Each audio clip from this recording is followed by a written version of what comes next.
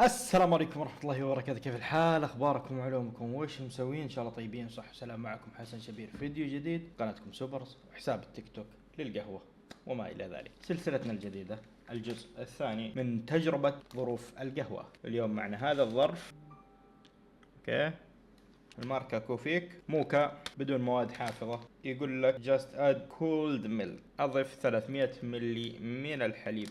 راح نجربها الان مع بعض. وهذه العلبة ريحتها شوكولاتة مرة.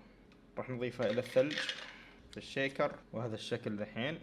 باقي نضيف الحليب بس، حليب بارد 300 ملي. نصبه هنا إن شاء الله يكون واضح.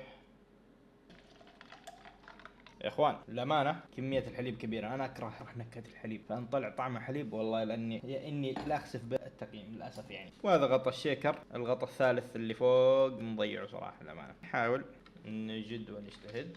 بسم الله الرحمن الرحيم.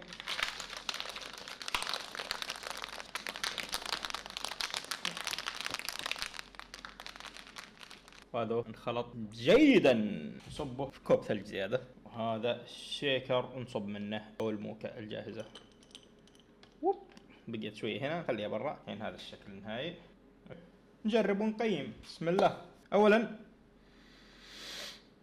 الريحة والله حلوة للأمانة، الريحة ريحة موكا. بسم الله الرحمن الرحيم.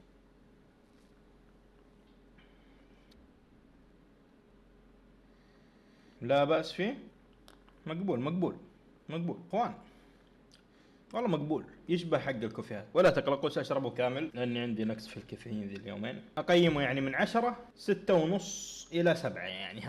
لو إني قللت الحليب شوية ممكن يصير أحسن وأحسن. يستحق التجربة. سعر ريالين أو ريالين ونص والله العالم. أكد لكم كم سعراته أخوان. 88 سعرة زي ما قلنا في الكوب الأول. أحسها كثير وزيادة، احنا ما حسبنا كمية الحليب 300 ملي، ما أدري كم كامل الدسم يا جماعة. أتمنى تكون التجربة عجبتكم. لا تنسون اللايك والاشتراك وشير المقطع ووصلوه لأبعد مكان. يلا الله يسعدكم، إلى اللقاء.